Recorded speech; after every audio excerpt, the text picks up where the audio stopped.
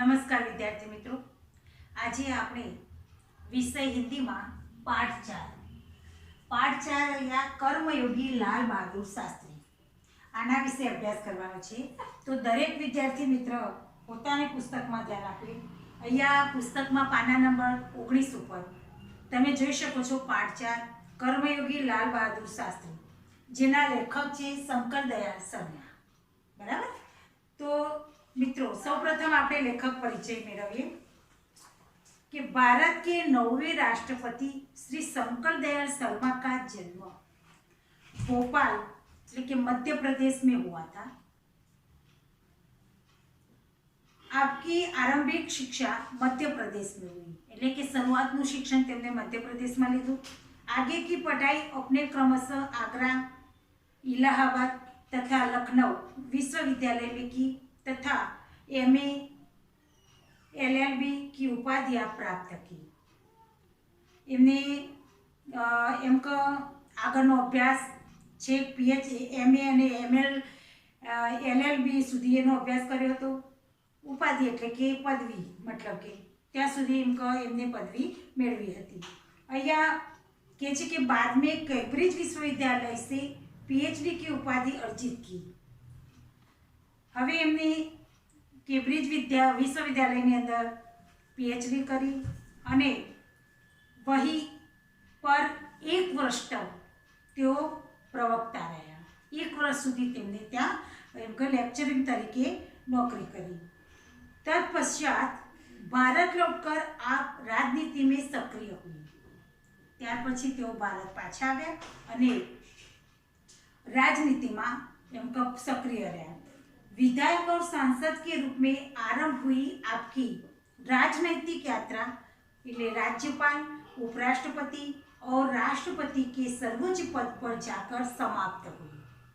हिंदी और अंग्रेजी दोनों भाषाओं में आपने अनेक पुस्तकों लिखी। तो मित्रों अहींया जे शंकर दयाल शर्माए हिंदी और अंग्रेजी बंने भाषा में घणी बधी पुस्तकों पण एमणे लखी छे। ये पुस्तकों अहींया कहे छे कि जिनमें से कुछ इस प्रकार है। ये बतावे छे કેટલાક પુસ્તકોના અહીંયા પ્રકાર। તો પ્રકારના નામ છે પુસ્તકના, અહીંયા પુસ્તકના નામ છે દેશમણી, हमारे प्रदर्शक, प्रतिष्ठित भारतीय तथा हमारे चिंतन की मूलधारा। आ एमना पुस्तकों છે। બરાબર। તો અહીંયા આ રીતે શંકર દયાળ શર્માએ પોતે બાળપણથી એમ કઈ અભ્યાસ કર્યો, તે क्या અભ્યાસ કર્યો, કયા વિષયોમાં અને કઈ ભાષાઓમાં એમને રસ હતો, કઈ ભાષાઓમાં પુસ્તકો લખાય, પુસ્તકોના નામ સાથે અહીંયા બતાવેલું છે। ત્યાર પછી કહેવાય છે કે કર્મયોगी लाल बहादुर शास्त्री रेखाचित्र में लेखक शास्त्री जी के व्यक्तित्व का विश्लेषण करते हुए यह निष्कर्ष प्रस्तुत करते हैं। तो અહીંયા જે લેખક છે શંકર દયાળ શર્મા, એમને લાલ બહાદુર શાસ્ત્રી વિશે એમના આખા જીવન ચરિત્રનું અહીંયા સચોટ રીતે નિષ્ક્રિય કર્યું છે। કે છે કે તેઓ પોતે अपनी कर्मस्था के गुण के कारण लाल बहादुर शास्त्री एक अति सामान्य परिवार से उठकर देश के प्रधानमंत्री पद तक पहुंचे। तो मित्रों एमनी जे कर्मनिष्ठा थी, जे कर्मनिष्ठाना आधारे लाल बहादुर शास्त्री सामान्य परिवारमां जन्म्या हता, छतां पण छेक केम के प्रधानमंत्रीना पद सुधी पहोंची शक्या। केम के एमनुं ध्येय हतुं, एमनी निष्ठा हती। तो वे कर्म को ही ईश्वर मानते हैं। कर्म के प्रति अटल आस्था एवं संपूर्ण समर्पण उनके जीवन विकास का मूलाधार था। तो अहींया लाल बहादुर शास्त्री पोते कर्म ने ईश्वर ज मानता था અને કર્મ પ્રત્યે અટલ નિષ્ઠા હતી એમને, અને સંપૂર્ણ સમર્પણ કરવું હોય તો કરી નાખે, પણ જે કર્મ એમનું કરવાનું હોય, જે એમનું કામ છે એ કામને છોડતા નહીં, એવો એમનો જીવનનો નિર્ધાર હતો। તો આ રીતે એમને પોતાના જીવનની અંદર કર્મને મહત્ત્વ આપીને કર્મ એ જ ઈશ્વર છે, કર્મ એ જ પોતાનું સમગ્ર છે એમ, તો પોતાનું જીવનને પોતાના સમગ્ર જીવનને નીચોવી નાખવું પડે તો નીચોવી નાખે, પણ એ કામ પોતે ધાર્યું હોય પૂરું કરતા હતા, એવા એમના વિચારો હતા। તો એ સિક્કા में समाविष्ट मूल्य। तो आ पाठनी अंदर કેટલાક મૂલ્યો છે, કયા કયા છે? સમર્પણ ભાવના, કર્તવ્યનિષ્ઠા, કર્મઠતા અને સેવા. બરાબર. તો આ એમના એ મૂલ્યો છે. પોતાનું જીવન એમ કે સત્કાર, બધું જ જીવન, પોતાનું સમગ્ર જીવન કર્મનિષ્ઠામાં એમને વિતાવ્યું છે. તો આપણે જોઈએ પાઠમાં, મિત્રો તમે જોઈ શકો છો પહેલો પેરેગ્રાફ, शास्त्री जी के नाम के साथ कर्मयोगी विशेषण जोड़ना बिल्कुल उपयुक्त है. અહીંયા કે છે લાલ બહાદુર શાસ્ત્રી પણ કર્મયોગી કેવા હતા? કર્મયોગી. એમનું કર્મયોગી વિશેષણ આપે છે. કેમ કે કર્મયોગી કોઈ એમની અટક કે નામ નથી, પણ પોતે કર્મ પ્રત્યે નિષ્ઠા હતી, એટલે એમને વિશેષણ સાથે જોડી અને અહીંયા બતાવી છે કે તેઓ બિલકુલ ઉપયુક્ત છે. જે કર્મયોગી બતાવી છે એ યોગ્ય જ કહ્યું છે એમ. क्योंकि मुझे तो उनका सारा जीवन ही कर्म से भरा हुआ मालूम पड़ता है. लेखक કહે છે ભાઈ, બરાબર, કહે છે કે મને તો એનું સમગ્ર જીવન કામથી ભરેલું છે એવું લાગે છે. शास्त्री जी सामान्य परिवार से ऊपर उठकर देश के प्रधानमंत्री के जिस महत्वपूर्ण पद तक पहुंचे उसका रहस्य उनके कर्मयोगी होने में ही छिपा हुआ है. तो જેમ મેં આગળ તમને બતાવ્યું કે શાસ્ત્રીજી એક સામાન્ય પરિવાર એટલે કે મધ્યમ પરિવારમાં જન્મ્યા, એમની એમ કહે એમનો ઉછેર થયો, પણ જે એમનું જે કર્મ હતું એને મહત્વપૂર્ણ પદ સુધી એમને પહોંચાડ્યા. બરાબર. પ્રધાનમંત્રી પદ સુધી પહોંચી શકે એવું, તો તેથી એમના જે પદની પાછળ કર્મયોગી એ શબ્દ છુપાયેલો છે. वे उन लोगों में भी नहीं थे कि जो भाग्य पर भरोसा करके बैठे रहते हैं. तो આપણે ક્યારેક જોઈએ છીએ કે આપણે નસીબ ઉપર છોડીને બેઠા હોઈએ છીએ. કોઈ કામ, કોઈ કર્મ કે કોઈ આપણે આપણું લક્ષ્ય સિદ્ધ કરવું હોય તો આપણે ભાગ્યના ભરોસે બેઠેલા માણસો આવું કરી શકે નહીં એમ. એના માટે આપણે કર્મ કરવું જોઈએ, મહેનત કરવી જોઈએ. और अचानक कभी सफलता मिल जाती है. जो भाग्य ने भरोसे बेसीए तो क्यारेक अचानक सफलता મળે, પણ ચોક્કસ સફળતા આપણે મેળવી શકતા નથી. એટલે કહે છે કે बल्कि वे उन लोगों से थे कि जिनको अपनी हथेली की लकीरों के बजाय अपने चिंतन और कर्म की शक्ति पर अधिक भरोसा होता है और वे क्रमशः अपने जीवन का रास्ता बनाते हुए आगे बढ़ते हैं. અહીંયા કહે છે કે જે પોતે ઘણા લોકો એવા છે પોતાની હથેળીની જે પેલી રેખાઓ જોઈને, ભાગ્યની રેખાઓ જોઈને કામ કરતા હોય છે, પણ એ ક્રમશઃ એ જીવનના રસ્તા એમ નથી બનતા. પણ પોતે જો આપણા જીવનની અંદર કર્મ એ ચિંતન કરીને જો ચાલીએ તો ચોક્કસ આપણે આપણું કામ કરીને આગળ વધીએ છીએ. शास्त्री जी के लिए कर्म ही ईश्वर था और इसके प्रति बिना किसी फल की आशा किए संपूर्ण भाव से समर्पित रहते हैं. कोई फळની આશા વિના કર્મ એ જ ઈશ્વર એમ કરતા કરતા પોતે પોતાના કામ પ્રત્યે નિષ્ઠા રાખતા હતા. यहाँ तक कि जब भी उन्हें फल की प्राप्ति के अवसर मिले तब भी उन्होंने उस और हमेशा उपेक्षित दृष्टि ही रखी. उनका जीवन दर्शन गीता के निष्काम कर्मयोगी का प्रतिरूप था. આપણે ગીતામાં કહે કે તું એમ કે ફળની આશા વિના એમ કે નિષ્કામ કર્મ કર, એટલે કે ફળની આશા વિના કામ કર. એ ચોક્કસ એમ કે ગીતાના અનુરૂપ બંધ બેસતું આવે છે. इसीलिए मैं समझता हूँ कि उन्हें केवल कर्मयोगी के बजाय निष्काम कर्मयोगी कहना એમ કે अधिक उपयुक्त होता है. નિષ્કામ કર્મયોગી કહીએ તો પણ વધારે ઉચિત છે એવું બતાવે છે. બરાબર. હવે આગળ પાછળ પાના નંબર 20 ઉપર તમે જોઈ શકો છો कि अपने उद्देश्य के प्रति दृढ़ आस्था, उस उद्देश्य को प्राप्त करने के लिए कर्म का भाव तथा उस कर्म के प्रति संपूर्ण समर्पण, ये तीन बातें.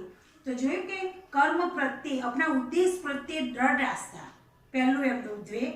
बीजू के छे ये उद्देश्य को प्राप्त करने के लिए कर्म अने कर्म का भाव अने कर्म के प्रति संपूर्ण समर्पण. आ ત્રણ બાબતો અહીંયા એમના જીવન સાથે વર્ણવી છે. मुझे उनके संपूर्ण चरित्र तथा जीवन दर्शन में दिखाई पड़ती है. એમના જીવન ચરિત્રમાં આ ત્રણ બાબતો જોવા મળે છે. अपने तक भाषण के उन्होंने इसी तरह के विचार व्यक्त करते हुए कहा था कि यहाँ तक कि भले ही आप राजनीतिक क्षेत्र या सामाजिक क्षेत्र या किसी अन्य क्षेत्र में कार्य करते हैं, बराबर, यदि आप उसमें सफल होना चाहिए, कोई पण क्षेत्र में काम करो પણ એમાં આપણે સફળતા મેળવીએ એવું કામ કરવું જોઈએ। अपने दायित्व का पूरी तरह से निर्माण करना चाहते तो आपके कार्य और समर्पण तथा भक्ति और कर्म में समन्वय होना चाहिए।